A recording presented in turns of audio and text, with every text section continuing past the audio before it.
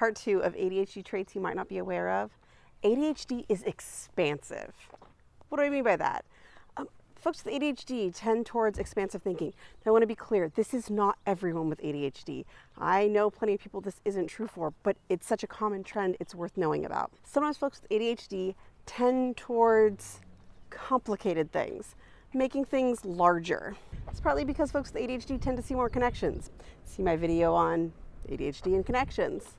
But it's sometimes also that the simple version is just less interesting.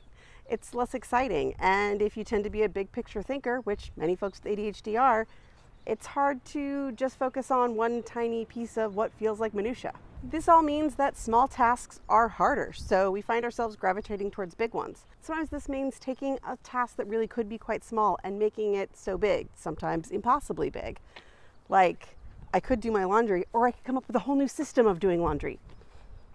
One is more appealing than the other. My dear friend and colleague Tamara Rosier talks about this sometimes as divergent and convergent thinking. And so stereotypical folks with ADHD are going to be divergent thinkers. That means we're coming up with more branching ideas and have a hard time cutting those off and coming towards conclusions. We want to make things ever bigger. Sometimes that means that we're trying to do too much. I definitely heard my parents say when I was an adolescent that I always had to make all my projects too complicated. Why did I have to make them so difficult? I had more ideas, and I keep coming up with ideas, which can be an ADHD strength, or it can get in our way. We really can make projects too big. For example, I was trying to send thank you cards, and I couldn't just send text to my family that said thank you. I wanted to make a baby announcement to go with it. And of course, I couldn't do that for a long time because it's really exhausting being a new parent. And so what that means is it's been 2 months and I haven't sent them thank you cards yet.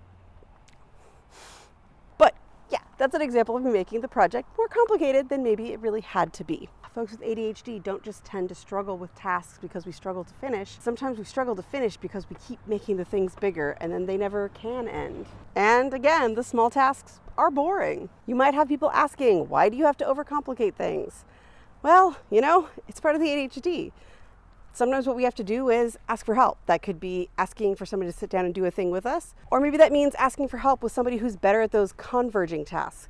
Are they better at cutting it off or helping you find a stopping point or deciding, oh, this is enough? Sometimes bringing in the help of somebody like that could be really useful. And then if you get to a point where you're just stuck in a shame spiral, then sit down and do some co-working. That's not about being an expansive thinker. That's just about it. Now it's too late and it's embarrassing. If that's you, no, you'll always have a way to make it more complicated. So maybe start as simple as you can get away with and have somebody on board to help check in with you and see, is it going off the rails? Can they help you pare it down? Could be a coach, could be a friend, whoever. Good luck with your expansive thinking or the expansive thinker in your life.